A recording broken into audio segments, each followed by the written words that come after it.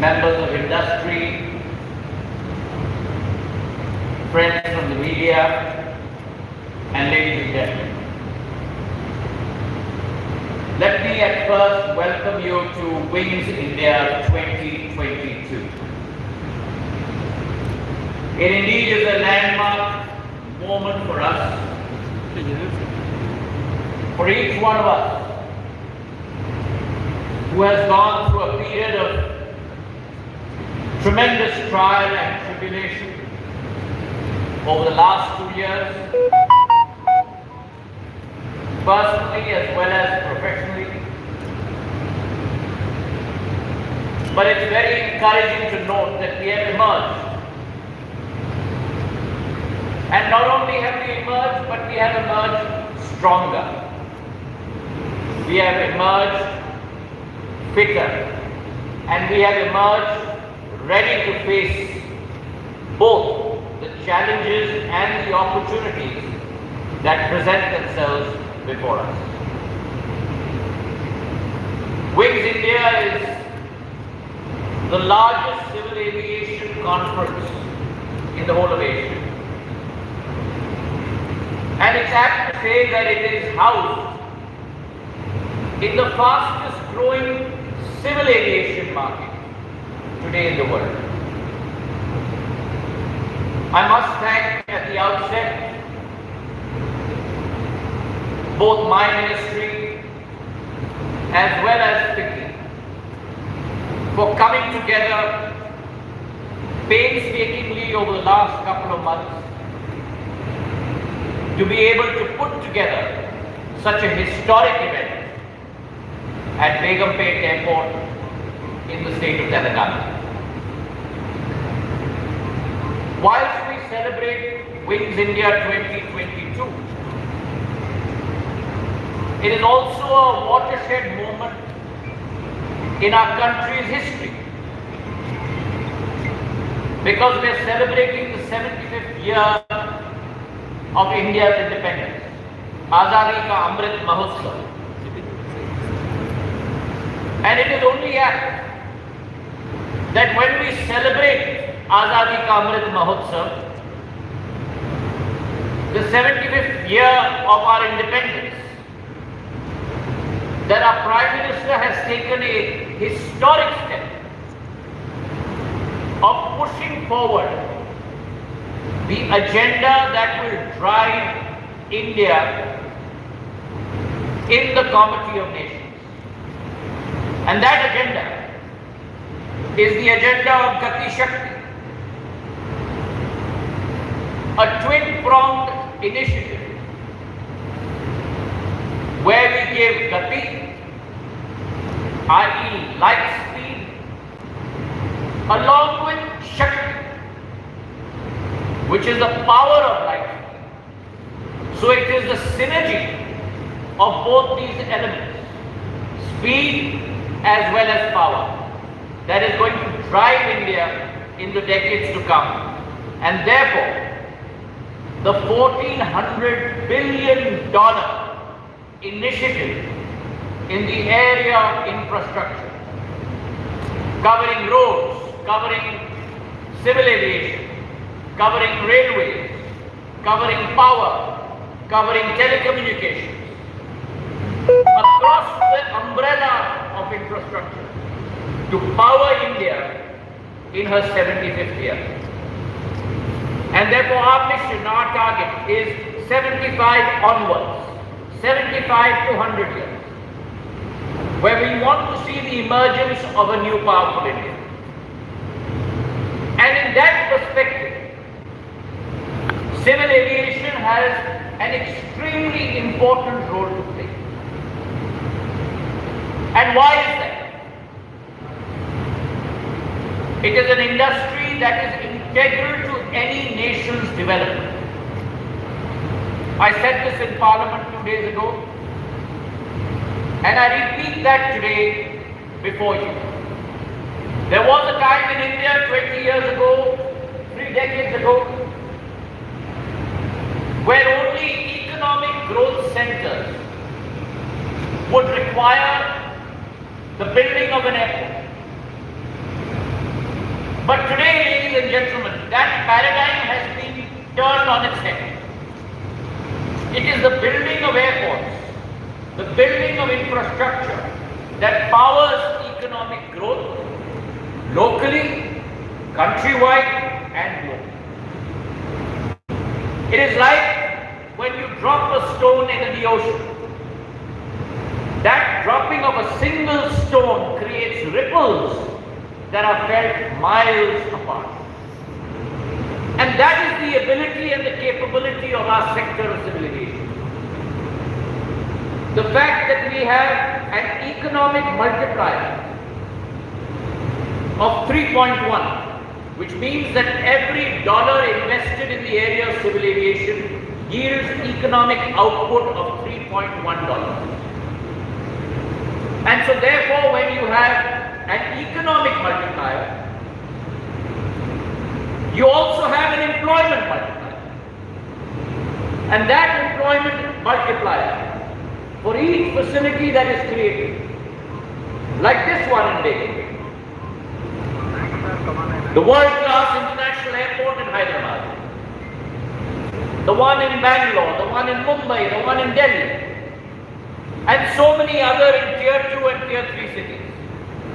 The employment multiplier effect is 1 is to 6.1, which means that every direct employment in the area of civil aviation creates 6.1 indirect jobs.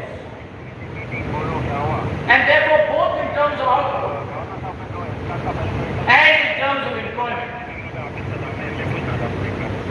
it would not be wrong for me to say that this is probably one of the largest employment and output generating sectors in the economy in the world.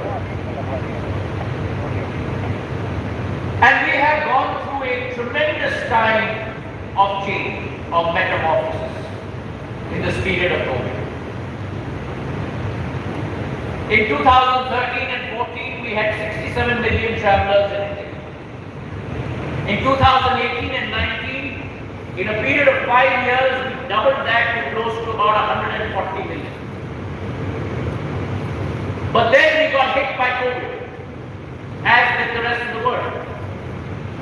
But even through this COVID period, between the first wave and the second wave, between the second wave and the third wave, if there is a sector that has re-emerged strongly, what economists call a V-shaped recovery in terms of customers, that sector, ladies and gentlemen, is the sector of civil aviation. Post the second wave, we recovered to close to 3.9 lakh passengers per day. Pre-COVID, this number was close to about 4.1. So we were almost back to pre-COVID numbers. But then Omicron came along. And again, those numbers dipped to close to 1.6 lakh passengers per day. But post the third wave, when I stand before you, and fortunately without a mask, today our numbers have come back again to close to 3.83 lakh passengers per day. And I am very confident that our sector, in the days to come, in the months to come, within the next year, will surpass the number of pre-COVID of 4.15 lakh passengers and create a new historic record in India in the days to come. So that is our story as far as domestic passengers are concerned. But so is the case of international. International passengers that were close to 60 million in the year 2018-19 fell to almost 10 million. But today I am glad to report to you that as of day after tomorrow, we are opening up 100% of international operations once again so that India can once again reconnect with the rest of the world. And I am confident that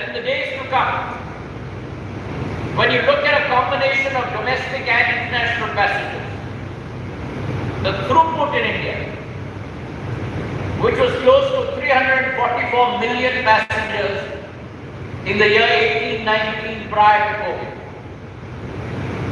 By the year 22-23, we should be able to reach close to 300 million passengers, and by 24-25, we will surpass 410 million passengers in India, creating new history as we chart this area at this end. But along with airlines, our emphasis is also on infrastructure. India, in her 70 years of independence, created infrastructure of 74 domestic airports. Now that may not be too many compared with other countries across the world.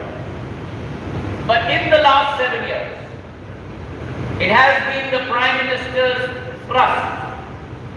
It has been our ministry's prerogative to grow the number of airports in India. And I'm glad to report to you today that as opposed to 74 airports until the year 2013-14, today, in the year 2022, we have added close to 66 airports in the last 7 years, growing that number from 74 to 140. And when I use the term airports, I include in those heliports, I include in those waterdromes, such as those we want to build in the state of Telangana, such as those that we have already built in the state of Gujarat.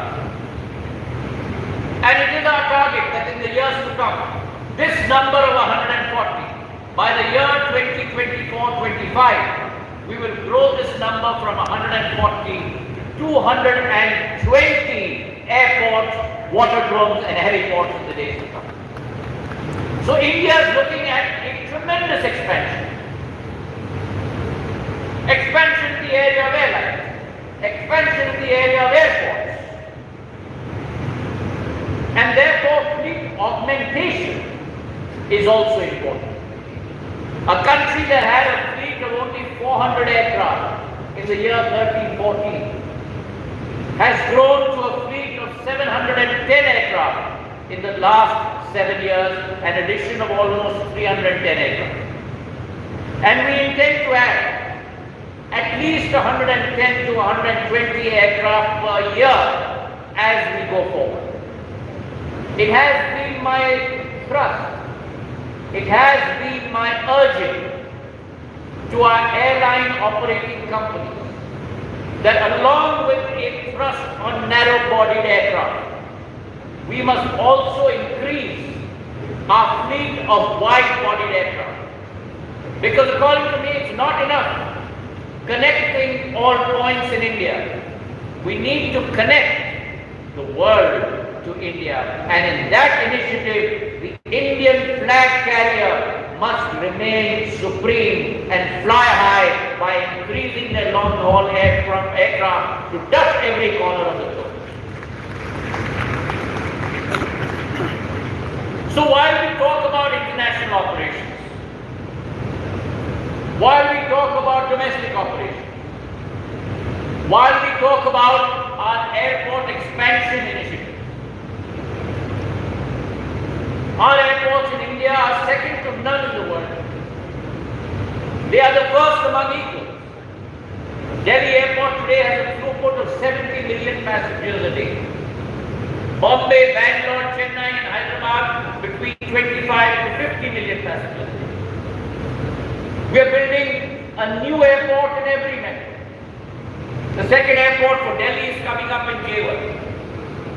A very ambitious program, close to 38,000 crores worth of investment, which will house close to 70 million passengers once phase 2 is completed. Similarly, a new airport in Mumbai. But along with this emphasis on airlines and airports, we must also concentrate on regional connectivity. Because for us, it is not good enough connecting India to the world. It is not good enough connecting metros and big cities. We must provide last mile connectivity. The concept of the Prime Minister of Ude Desh Ka Aam Nagrik, the Udan Yojana, जिसके अंतर्गत हवाई चप्पल पहनने वाला भी हवाई जहाज में उड़ पाए, उस आशा और अभिलाषा को हमें साकार करना होगा। It is the mission that we must connect every single citizen with the capability to be able to fly. A revolution that we have seen in the telecom sector, where telecom has moved from a low volume, high margin game to a high volume, low margin game. The airline sector is already there. And it is our initiative through UDAN to make this accessible to the common man at the last mile village in the 600,000 villages in India. And I am very proud standing before you today that the Udan Yojana of my ministry today has connected close to 409 routes. Today has enabled close to 1,75,000 flights till date. Today has enabled close to 91 lakh people in our country who have never flown in a plane before to be connected through the airways to be able to reach their near and dear ones. Airports and cities that never even imagined that they would be connected. Cities like on the coastal area in Orissa, Jharsuguda, Darbhanga, Roopsi in Assam, Kishangarh in Rajasthan, Pasighat in Arunachal Pradesh, the first airport in Arunachal Pradesh. And today I am very proud as an Indian citizen that our northeastern states today have 15 airports positioned there. And in the days to come, we will be inaugurating new advanced landing grounds in the state of Arunachal Pradesh. We must make sure that this capability is accessible to every single citizen, whether the northernmost tip of India, the southernmost tip of India, the westernmost tip of India, or the easternmost tip of India. That is the aim of our government in the days to come. But along with airlines and with airports, along with connectivity, there is a whole ecosystem in the area of civil aviation. We have to make sure that we plant very strong roots of that ecosystem in India. And that was something that was not imaginable 10 to 15 years ago. But today we have achieved that state. And therefore the civil aviation ecosystem does not consist only of airlines and airports. It consists of cargo. It consists of MROs. It consists of flying trading organizations. It consists of the new sector of drones. It consists of ground handling. And all of this has to come together to enable the civil aviation sector to fly high in India. And therefore we brought about new policies in the area of MRO, where we have scrapped royalties, lowered rental rates on that, lowered GST from 18 to 5%. That has seen the emergence of new MROs in India. Almost 10 new MROs have come on board. We also realize that planes and airports are not good enough until we have the men and women, more importantly the women in the civil aviation industry to man those planes and those aircraft. I am very proud to know that we have a strength of close to 9,000 pilots in our country. And of those, 15% are women pilots. India is way ahead of the global benchmark. In countries across the world, the strength of women pilots is only 5%. But in India, we we had 3 times of that at 15% of our pilot strength. But that's an area that also needs to be increased. We have 34 flying training organizations in India today. We intend to increase those numbers. We have already bid out and sanctioned 9 new flying training organizations based in states from Assam and Nilabari